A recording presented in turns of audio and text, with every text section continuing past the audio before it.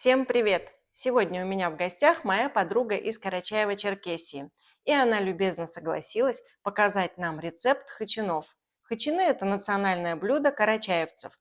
Моя подруга делает их немного по-своему, поэтому она поделилась рецептом со мной, а я делюсь с вами. Но есть один нюанс – эта девушка немного стеснительная, поэтому сегодня оператором буду я, а она будет в главной роли. В общем, давайте готовить вместе. Первым делом мы помыли и очистили картофель, залив его небольшим количеством воды. Воды надо буквально наполовину уровня картофеля, даже можно еще чуть меньше. И ход под кастрюлей надо сделать маленьким. При таком способе варки картофель не наберется водой, он не будет водянистым, и впоследствии это очень хорошо скажется на качестве наших хачинов. Пока картофель варится, мы в миску просеиваем муку. На плиту поставили ковшик с молоком, сюда сразу же отправляем масло, и пусть молоко будет нагреваться, а масло будет растапливаться. Заранее я не достала масло, поэтому молоко надо будет нагреть посильнее, чтобы масло в нем растопилось.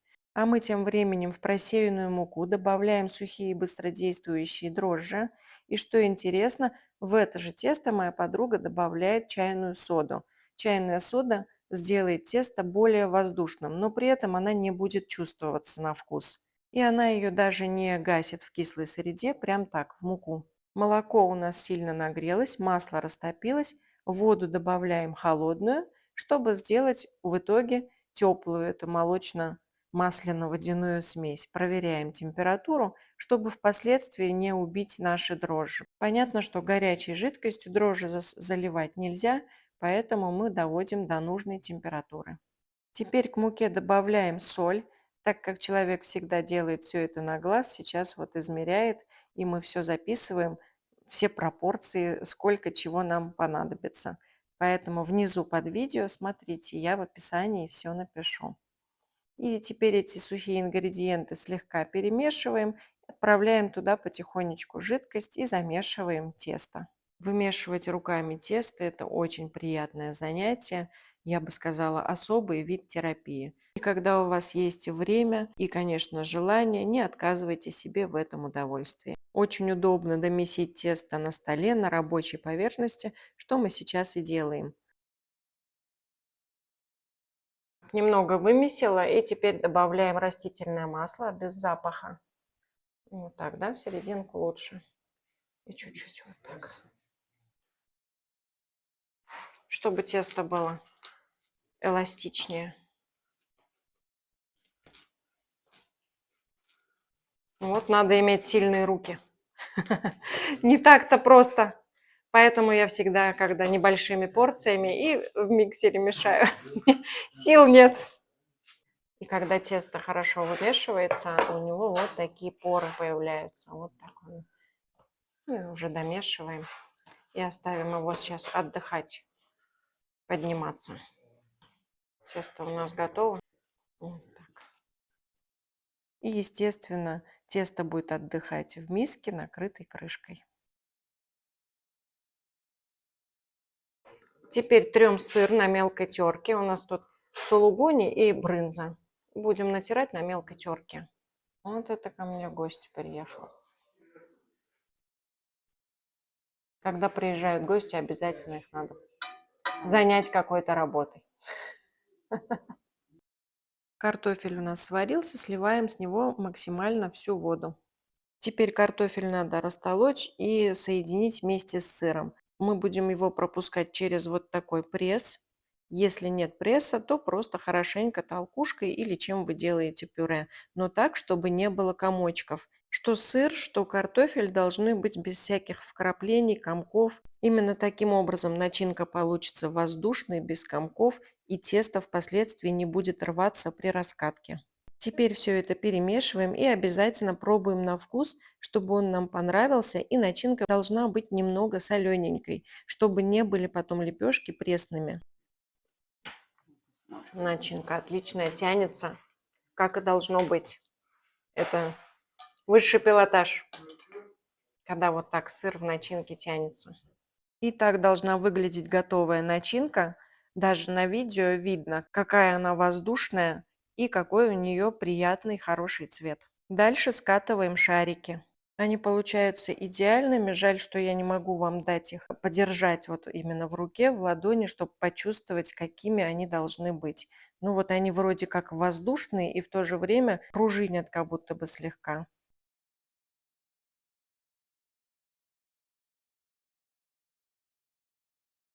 2, 4, 6, 8. Итого у нас получилось 13 колобочков, 13 вот таких желтеньких, хорошеньких колобков.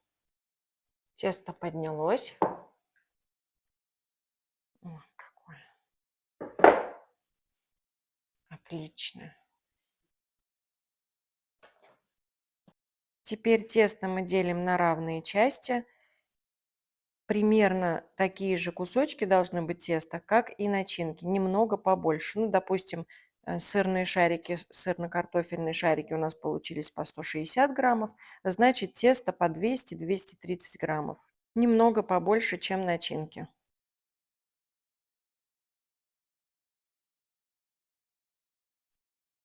Вот у нас 13 колобочков, и мы будем делать 13 колобочков из теста.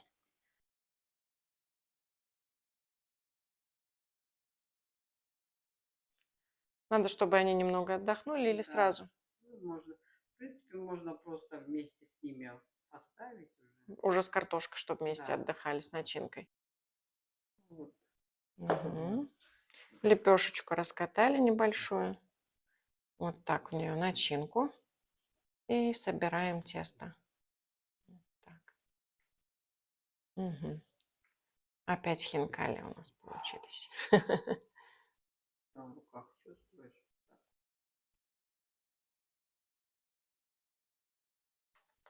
Вот так слегка с начинкой оставляем, чтобы они друг к другу привыкли, чтобы тесто потом не рвалось, когда будем раскатывать их.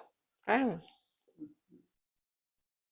И вот таким образом все колобки будем собирать. Тесто у нас получилось немного больше, чем начинки, поэтому в конце мы просто испекли несколько, 3 лепешки отдельно, без ничего. А так можно добавить количество начинки или убавить количество теста. Моя гостья привыкла готовить хачины большими партиями, поэтому это для нее просто игрушки. Говорит, что это такое? Надо делать минимум на 4 килограмма муки.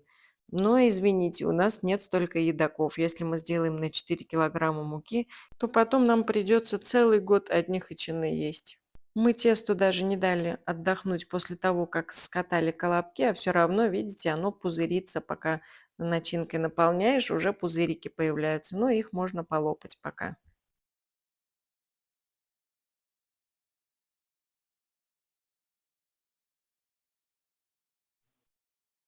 Присыпали доску мукой и раскатываем теперь наши хачины. Видишь, и они не рвутся тогда, ничего. Швом вверх ты сначала, да, положил?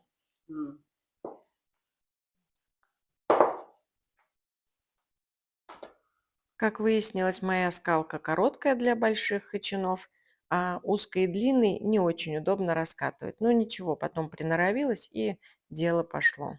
Сковородки у меня диаметром 30 сантиметров, поэтому подгоняли тесто под них.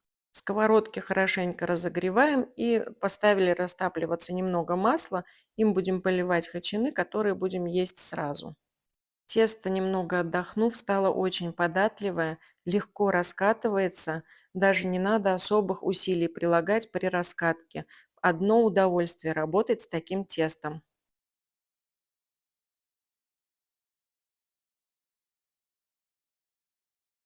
Еще хотела сказать, не обращайте внимания на мои древние сковородки.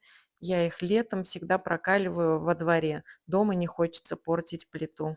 Когда сковородки хорошо раскалились, мы на них выкладываем наши хачины. Если вы хотите, чтобы хачины были более пухленькие, тогда надо включить тихий огонь. У нас, посмотрите, на очень сильном огне готовятся они, чтобы они были тоненькие, нежные. Этот рецепт для любителей тонкого теста и вкусной начинки. А так у каждой хозяйки свой рецепт. Быстро поджарились они с одной стороны, буквально минута-полторы прошло. И перевернули мы их на другую сторону. Конечно, на каждом этапе я клала камеру в сторону и сама тоже делала, помогала, потому что все, конечно же, надо почувствовать своими руками. Еще буквально 1,5 минуты, и наши хачины, первая партия наших хачинов уже готова. Перекладываем их на блюдо. Будем на 2 блюда выкладывать. Одни, которые будем сразу есть, и вторые, которые можно после того, как они охладятся, полностью остынут, отправить в морозилку. Желательно в пакет укладывать столько, сколько вы будете доставать и съедать за раз, чтобы они между собой не слиплись, потому что мы их тоже будем смазывать маслом, просто не таким обильным количеством. И теперь, которые будем есть с пылу с жару, полили растопленным сливочным маслом, кисточкой вот так хорошенько по всему размазываем. И сверху кладем следующий. Потом даже можно его тоже перевернуть, чтобы они прям хорошенько-хорошенько промаслились. Конечно, это очень много калорий, но это очень вкусно. Это того стоит. И еще такой момент, когда вы будете их с морозилки доставать, не грейте их ни в коем случае в микроволновке, вы просто испортите вкус. Лучше на сковородку положите кусочек масла сливочного и обжарьте их, согрейте на сковороде. Это будет очень вкусно.